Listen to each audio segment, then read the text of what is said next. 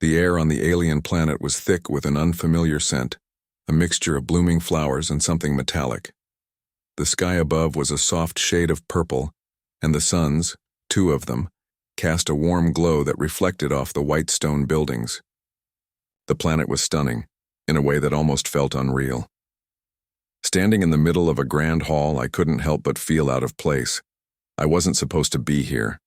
A human diplomat in the middle of an alien world, surrounded by creatures, who looked more like something from a science fiction movie than anything I had ever seen. But this was my job. The human race had finally established peace with the alien species, a race known as the Xylari, and I was one of the first humans to interact with them. It wasn't the kind of thing you could just walk into without feeling, like an outsider. I had done my research, of course.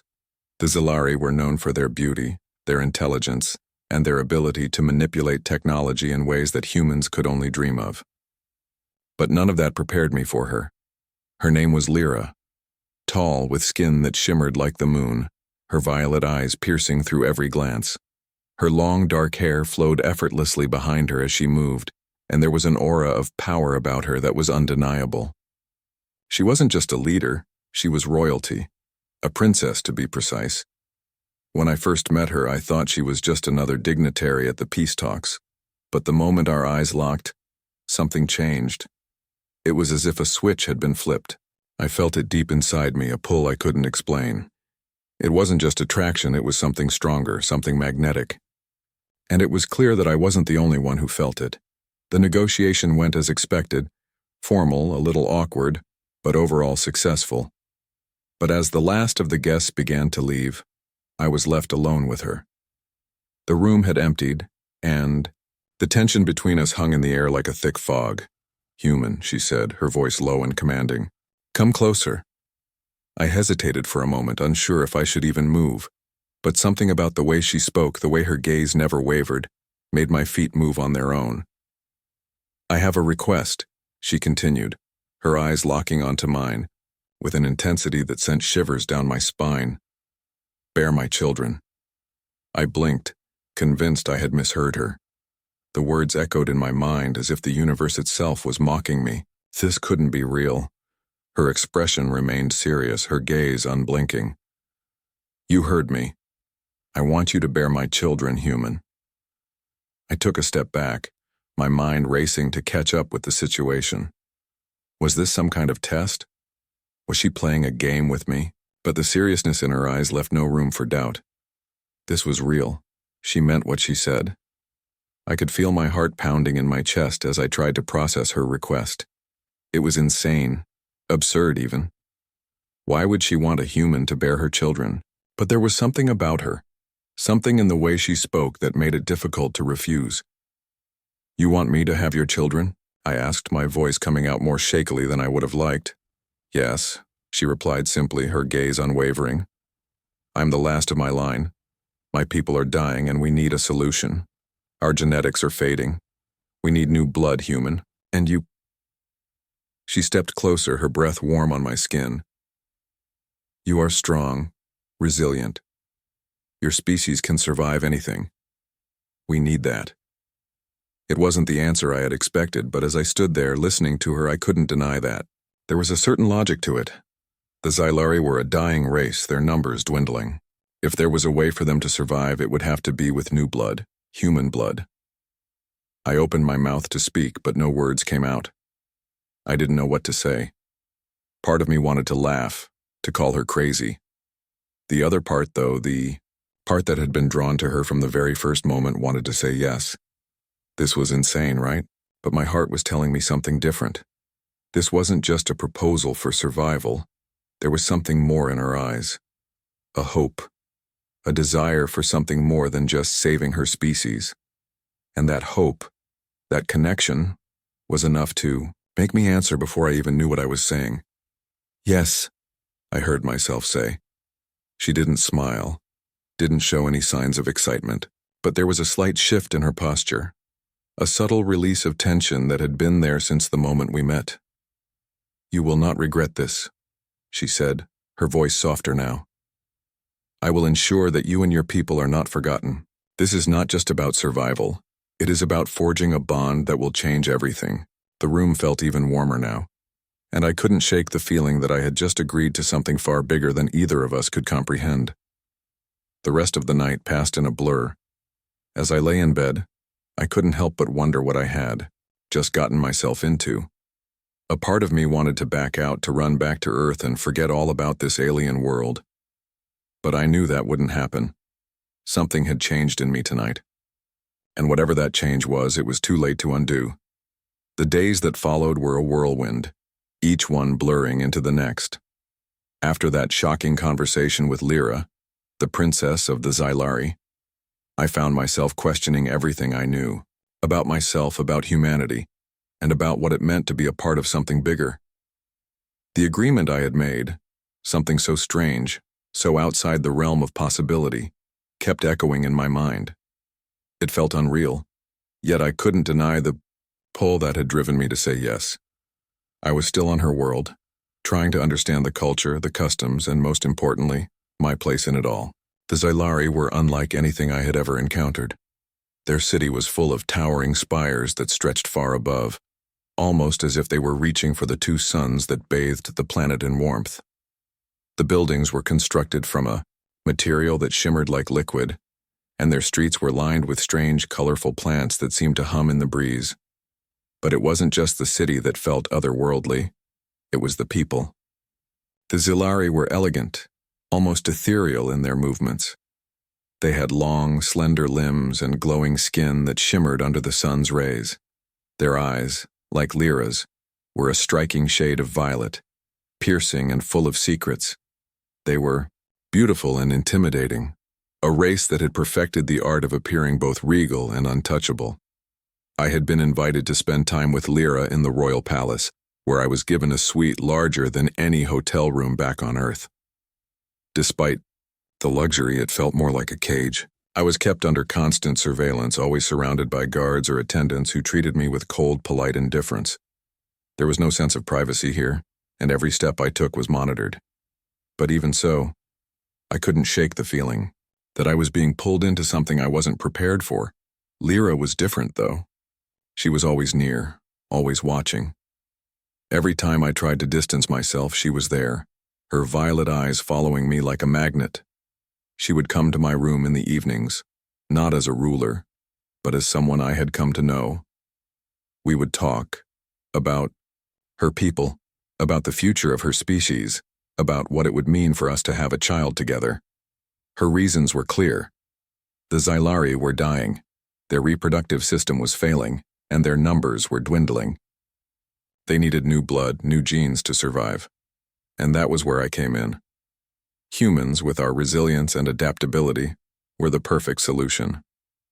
Lyra had chosen me, not just because of my species, but because of something deeper.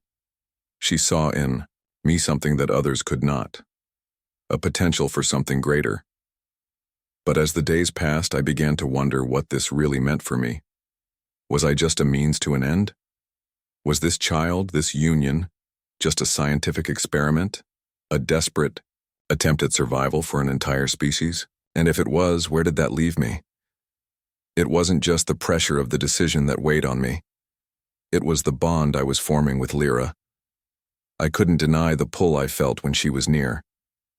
There was a quiet strength in her, a calm confidence that made me want to protect her, to stand by her side. It was hard to separate the physical attraction from the emotional connection that was growing between us. One evening, as the sun dipped below the horizon, casting the city in a soft golden light, Lyra and I sat together on a balcony overlooking the sprawling landscape. The silence between us was comfortable, but it wasn't the usual tension-filled quiet that we had shared before.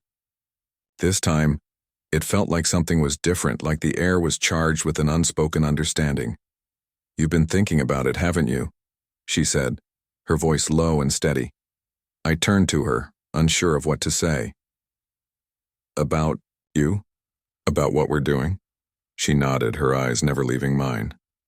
"About what this means. About what I'm asking of you." I swallowed, feeling a lump form in my throat. "Yeah, I've been thinking about it a lot. It's not easy, you know. This thing we're doing. I never expected any of this. Lyra smiled softly, though there was a hint of sadness in her expression. I know. But you must understand that this isn't just about us, it's about my people, my species. Without this, without you, they will fade away, and I can't let that happen. I understood, but it didn't make the situation any easier. I wanted to help her. I wanted to help her people, but I also wondered if I was simply a pawn in a much larger game. I never thought I'd be in a situation like this, I said, my voice barely above a whisper. You're asking me to do something that's, well, it's not what I signed up for when I came here. Lyra's gaze softened and she reached out to take my hand in hers. I never asked you to do this, Lake Gottlieb. And I understand your hesitation. But you must know I will stand by you. This isn't just about bearing a child. It's about forging a bond. Something that will be more than just biology. I promise you, we will make this work. Together. Her words struck something deep inside me, and for the first time since this whole thing began, I felt like I wasn't alone in this. That maybe, just maybe, I wasn't just a tool to save a dying species. Maybe I was more than that. But as the night grew darker, I couldn't shake the feeling that I was standing at the edge of something much bigger than I had ever imagined. Something that would change not just my life but the future of an entire species. The weight of the decision was heavy, and as I looked into Lyra's eyes, I knew I couldn't turn back now. The next few days felt like a dream.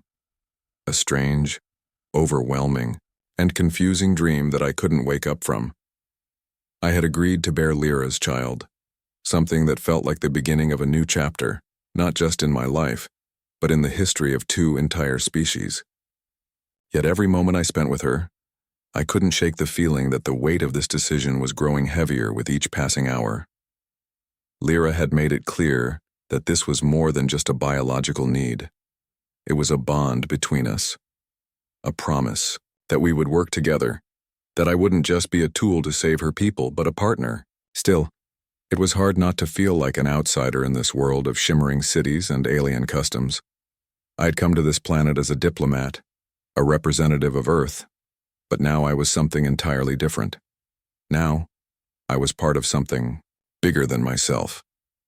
Every day I would spend hours with Lyra, learning about her world, her people, and their struggles. The Xylari were an advanced race, their technology far beyond anything we had on Earth.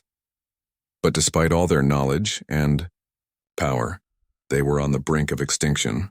Their numbers had dwindled. Their genetics were deteriorating, and they were no longer capable of reproducing at the rate they once had. The reality of what I had agreed to hit me harder each time I saw the weight of that truth in Lyra's eyes. She was the last of her royal bloodline, the one who carried the hopes of an entire species on her shoulders. And she had chosen me, a human, a species they had only just begun to understand. The thought that she could trust me with something so important felt humbling and terrifying. One evening as we walked through the palace gardens, Lyra stopped and turned to face me. The golden light of the twin suns bathed her in a soft glow, casting long shadows on the ground. Her eyes met mine, and for a moment, there was only silence between us, the kind of silence that made everything else fade away. "You're still unsure, aren't you?" she asked, her voice quiet but full of understanding. I hesitated, unsure of how to answer. "I'm not sure about a lot of things right now." She nodded, taking a step closer. "I understand. This isn't easy for either of us. But what I'm asking isn't just about saving my people. It's about saving all of us. It's about finding a way for our two species to exist, to grow together. This is bigger than both of us." I wanted to believe her. I wanted to believe that this was more than just a desperate attempt to save her race. But part of me still struggled with the enormity of it all. How could one person, one union, change the fate of an entire species? "I don't know if I'm the right person for this," I admitted, my voice barely above a whisper. Lyra reached out, placing a hand on my arm. The warmth of her touch sent a shock through me, and for a moment I felt a connection between us that went deeper than anything physical. It was like our souls were communicating silently in a way that words could never capture. "You are," she said simply. "You don't have to understand everything right now. You just have to trust me, and trust that we're doing the right thing." I didn't know if I could trust her completely, but there was something in her eyes, something that made me believe her. The pull between us was undeniable, and as much as I tried to resist it, I knew that I couldn't. The days went by quickly, and soon enough, the preparations for the union, as it was being called, began. There were ceremonies, rituals, and all kinds of customs that I had no understanding of. The Xylari had their own way of doing things, and it wasn't something I could just jump into without feeling like an outsider. Still, I went along with it, trying my best to understand their traditions and the significance behind everything. But no matter how much I tried to focus on the cultural aspects, my mind always returned to one thing. Lyra, the way she looked at me, the way she spoke to me, it was as if she could see right through me. She wasn't just asking me to bear her child. She was asking me to be a part of her world. A world that was so different from my own, yet somehow felt like it could be my own. I knew that agreeing to this meant a life I could never go back to. It meant being tied to this alien world, to a people I barely understood, to a future that was uncertain and unknown. And yet I couldn't help but feel that this was the only path I could take. Because in the end, it wasn't about saving a species. It wasn't about the physical act of bearing children. It was about something deeper. It was about the connection we had, this bond that was growing stronger with every passing day. The night before the ceremony, I stood on the balcony of my suite, looking out over the city. The lights of the Xylari capital flickered in the distance, casting long shadows on the ground. It was beautiful, in a way that was almost too perfect. But there was a sense of sadness in the air, too. A sadness that seemed to linger, despite the beauty around me. Lyra appeared beside me, her presence like a shadow in the moonlight. She didn't say anything at first, just stood there, her gaze fixed on the horizon. "You're ready," she said finally. I turned to face her, my heart racing. "Am I?" She smiled, though it was a sad, knowing smile. "You are. And so am I."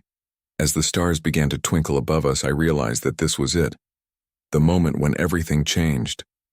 There was no turning back now. The days leading up to the ceremony felt like a blur. Each one passed in a haze of preparation and tension, the kind that seemed to build with every glance, every word exchanged between me and Lyra. There was something in the air now, an unspoken awareness of what was about to happen, a feeling that the entire world was watching, even if they weren't. Lyra was as calm as ever, her regal composure never faltering. She moved through the palace halls like she owned them, always surrounded by attendants who hovered in the background but never intruding. She carried the weight of her people's survival on her shoulders, and I could see that. But in the quiet moments we shared, she allowed herself to be vulnerable in a way that I hadn't expected. Her confidence remained, but there were small cracks in it, cracks that I was beginning to see more clearly. I found myself lost in thought during those days, questioning everything about this union. It wasn't just about carrying a child for a species on the brink of extinction. It was about forging a new future. A future that, for the first time, involved me, a human, in a way I could never have imagined. There were moments when I questioned whether I was making the right choice, whether I was being manipulated into something I didn't fully understand. Yet no matter how many doubts filled my mind, my heart kept telling me that this was the path I had to follow. The night of the ceremony arrived faster than I had expected. It was set in the grand hall of the palace, an enormous space that felt both awe-inspiring and suffocating. The walls were lined with intricate carvings, depicting scenes of Xylari history, victories, celebrations, and now what would be their last hope. The glow of the twin suns bathed the room in a soft ethereal light, casting everything in a surreal, dreamlike glow. The air was thick with anticipation, as though every breath was a collective sigh waiting to be released. I stood at the center of the hall, dressed in ceremonial garb that I didn't fully understand but wore nonetheless. It was a simple white robe, the fabric smooth against my skin. Lyra was beside me, her regal gown flowing around her as she stood tall and proud. The Xylari gathered in the room, their presence both intimidating and reverent. The whispers of their voices faded into the background, replaced by the beat of my own heart, which seemed louder than ever. Lyra turned to me, her eyes soft but filled with a resolve I couldn't ignore. She reached out, taking my hand in hers, and for the first time, I didn't feel like a stranger in this alien world. It was as if, in that moment, we were the only two people in the room. The weight of everything we had agreed to, everything we had been through, was still there. But in her gaze I saw something different. A future, a possibility. "I'm ready," she whispered. I nodded, squeezing her hand. "So am I." The ceremony began with a series of ancient chants, voices rising and falling in harmony, a sound that resonated deep in my chest. The Xylari elders stood in a circle around us, their eyes fixed on the two of us, watching with a mix of curiosity and hope. I could feel their eyes on me, but it didn't matter. All that mattered now was Lyra. All that mattered was the bond we were about to form, the future we were about to build. The elders spoke of the unity between our two species, the merging of our bloodlines, the promise of survival. The words were ancient, full of meaning I couldn't entirely grasp, but I didn't need to. The way Lyra held my hand, the way she looked at me, made everything clear. This was not just a political union. It was something deeper, something that transcended species and cultures. This was about two beings coming together for a cause far greater than themselves. As the ceremony continued, there were moments when I felt overwhelmed.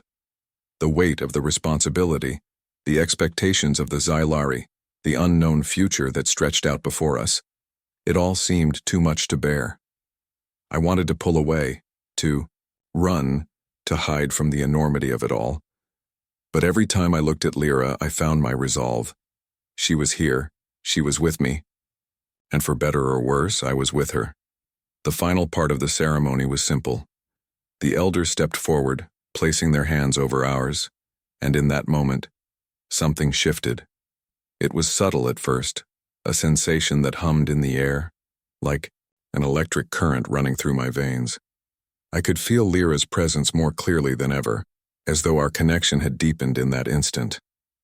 And then, as the elders withdrew, we were left standing alone in the center of the room, our hands still clasped together. "This is just the beginning," Lyra said, her voice low but steady. "We will make this work, I promise." I wanted to believe her, and in that moment, I did. I knew that the road ahead would be long, filled with challenges and obstacles we couldn't yet see. But I also knew that we had already taken the first step. We had already committed ourselves to this future. And as I looked into Lyra's eyes, I realized that this wasn't just about bearing a child. It was about becoming part of something far bigger than either of us. The room was silent, the weight of our decision settling over us. The other Xylari began to disperse, but no one spoke. There was nothing left to say. The ceremony was over, but our journey together had only just begun. As we stood there, hand in hand, I couldn't help but feel that despite everything, this was where I was meant to be. Not just in this alien world, but with her, with Lyra. Together, we would face whatever came next. Together, we would find a way forward. The days after the ceremony passed in a quiet, almost uneasy calm. The grand event had brought the Xylari, people together, giving them hope for the future, but for me it felt like a weight I could never fully escape. Every morning I woke up in the palace, surrounded by luxury and alien technology, yet I felt as far from home as I could possibly be. This wasn't Earth, and the life I had agreed to was anything but ordinary.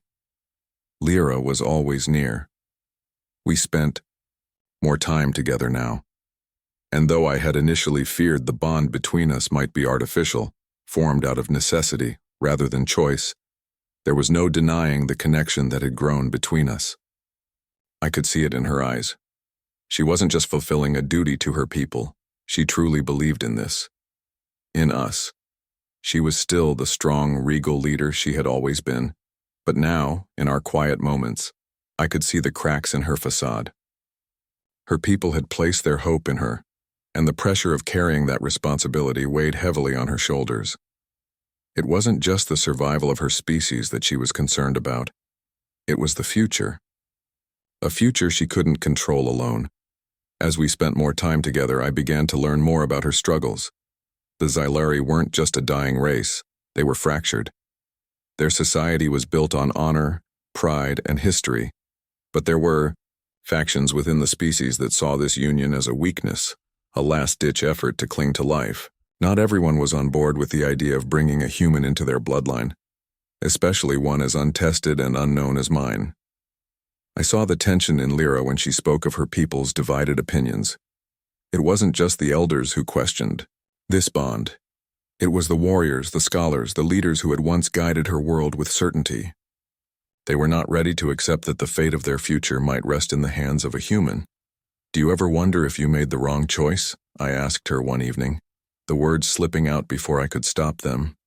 We were sitting on the balcony of her chambers, the twin suns setting on the horizon, casting a soft glow across the city below.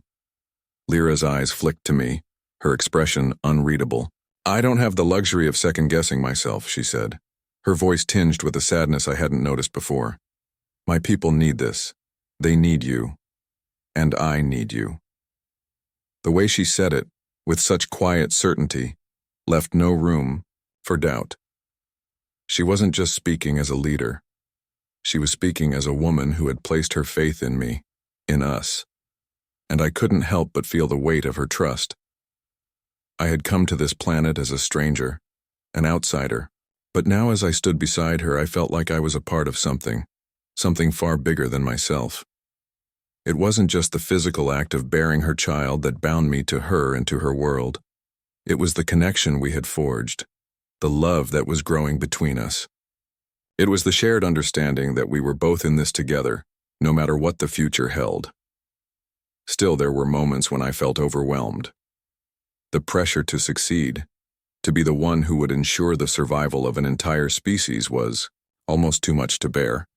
But in those moments, Lyra would always be there, steady and unwavering, reminding me that we were not alone in this.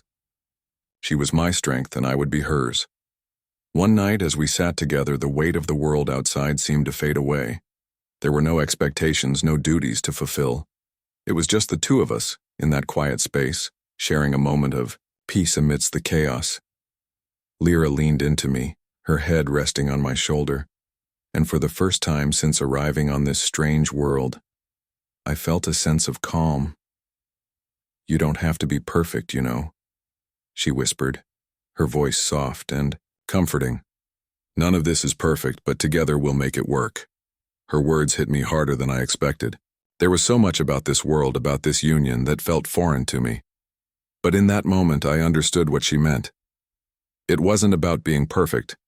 It was about being there for each other, about finding strength in the bond we had created. And for the first time, I believed that it could work. We could make it work. The next few days brought more challenges. Rumors began to spread among the Xylari people, whispers about our union and what it meant for their future. Some saw it as a chance for renewal, a way to adapt to the changing world they found themselves in. Others saw it as a desperate, unnecessary measure, a sign of weakness. But through it all, Lyra stood firm. She didn't let the doubts of others shake her resolve. She knew what had to be done. As we continued our preparations for the future, I found myself becoming more and more a part of her world. The Xylari were no longer just an alien species to me. They were a people with hopes and fears, with dreams of survival just like us. And with every passing day, I realized that this wasn't just about saving them. It was about building a future where we could all thrive together. But even as the bond between me and Lyra deepened, I knew that the road ahead would not be easy. There were still so many questions, so many unknowns. But one thing was certain: we would face them together. And in that, I found a strength I had never known. We weren't just surviving, we were building something new. The days had become increasingly tense. What had once seemed like a simple decision, a way to help Lyra's people, now felt like a heavy burden I couldn't escape. The reality of our situation was setting in. The future wasn't as clear as I had once thought. As the bond between Lyra and I deepened, so did the expectations of those around us. The Xylari were watching us closely, and their opinions about our union were split in ways I couldn't have anticipated. Some saw it as a sign of hope, the chance for their species to survive and thrive again. But there were others, powerful leaders, warriors and traditionalists, who viewed our union with suspicion. They saw it as a desperation, a failure to rely on their own people to solve their problems. The whispers and doubts were everywhere. The palace felt more like a pressure cooker, with the weight of it all pushing down on me. I had thought the hardest part would be agreeing to this strange arrangement, but now I realized that the real challenge lay in keeping this fragile peace intact. Lyra, as always, was the calm in the storm. She remained composed, carrying herself with the regal confidence that her people expected. But even I could see the toll it was taking on her. She had never been the type to show weakness, but lately, I caught glimpses of doubt in her eyes. At times, she would retreat into herself, lost in thought. I wondered if she was questioning everything she had worked for, everything she had sacrificed for the good of her people. One evening, I found her standing by the balcony, gazing out over the city. The twin suns were setting, casting a soft orange glow across the landscape. The view was beautiful, but it wasn't the scenery that caught my attention. It was the way Lyra stood there, lost in her own world, her face unreadable. "Lyra?" I called softly, stepping up behind her. She turned to face me, her expression as composed as ever, but I could see the exhaustion in her eyes. "I'm sorry," she said quietly. "I didn't mean to be distant." "You've been distant lately," I replied, my voice filled with concern. "Is everything all right?" She hesitated for a moment before answering. "I've been thinking a lot about what comes next," she said, her voice low. "About my people. About us."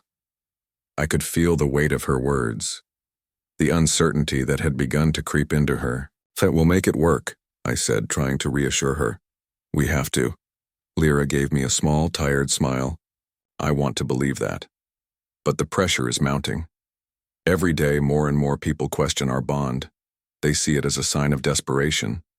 They don't understand why I chose you, why I chose a human. I thought I could control this. But now I'm not so sure." I stepped closer to her, placing a hand on her shoulder. "I know this isn't easy, for either of us. But I believe in you. And I believe in what we're doing here. We're not just saving your people. We're building something. A future." Lyra looked at me, her violet eyes searching mine for a moment before she nodded. "I want to believe that too. But sometimes it feels like we're fighting a losing battle." I shook my head, trying to offer some comfort. "We're not. Not as long as we're together." Her expression softened, and for the first time in days she seemed to relax. "Thank you," she whispered. "You don't know how much that means to me." We stood there for a long while, the silence between us filled with an understanding that we didn't need to put into words. The connection we shared was growing stronger with each passing day. And despite the doubts, the fears, and the pressure from her people, I knew that we were doing the right thing. We had to be, for the future. But as the days went by, the tension continued to rise.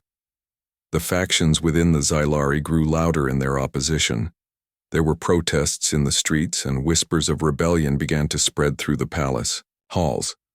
Lyra's leadership was being questioned, and the once strong unity among her people seemed to be crumbling before our eyes. It wasn't long before Lyra had to take a stand. There was a council meeting scheduled, a final attempt to bring the leaders of the different factions together. Lyra called for my presence, and I was told to prepare myself for what was about to happen. I knew that this was the moment where everything could change. One way or another, this meeting would determine the future of the Xylari and of our union. When the day arrived, the council chamber was filled with tension. The air was thick with distrust, and every glance seemed charged. With unspoken animosity, the leaders of the various factions sat at a long table, their eyes flicking between me and Lyra. They were waiting for her to speak, waiting for her to explain why she had chosen this path, why she had chosen a human to bear her children. Lyra stood at the head of the table, her posture straight, her expression resolute. "I know that many of you have doubts," she began, her voice steady and commanding. "But I stand here before you to tell you that this union is not a sign of weakness. It is our strength.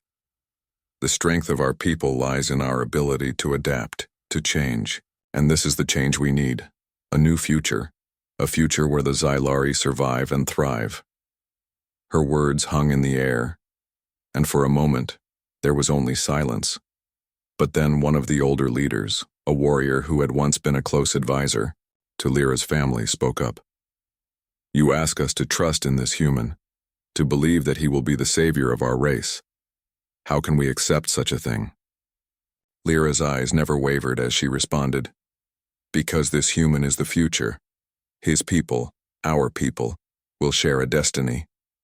And together, we will rebuild what we have lost." The room remained silent, but there was a shift in the air. A quiet realization that Lyra was not backing down. She had made her choice, and she would not let anyone stand in the way of it. The council meeting had ended, and the air in the palace felt heavier than ever. Lyra's speech had been bold and passionate, but it hadn't been enough to completely silence the opposition. The murmurs of dissent were still there, lingering in the corridors, in the quiet exchanges between the Xylari. There was no immediate resolution, but something had shifted. Lyra had made her stand, and while not everyone agreed with her, she had shown the Xylari people that she would fight for what she believed in. As we left the council chamber, I could see the toll the meeting had taken on Lyra. Her usual composure was gone, replaced by an exhaustion that weighed on her shoulders. She had poured everything into her speech, but it wasn't enough to win over the factions who still viewed our union as a desperate measure. And despite the strength she had shown, I could see the doubt creeping into her eyes. "You did what you had to do," I said softly, walking beside her down the long palace hallway. "You spoke the truth, and they heard you." Lyra didn't respond immediately. Instead, she just walked, her steps slow, as though the weight of everything was too much to carry in that moment. When she finally spoke, her voice was barely a whisper. "Do you think they'll ever accept us?" she asked, her tone filled with uncertainty. I didn't have an answer to that. I didn't know what the future held. The Xylari were a proud race, and the changes we were asking them to accept were huge.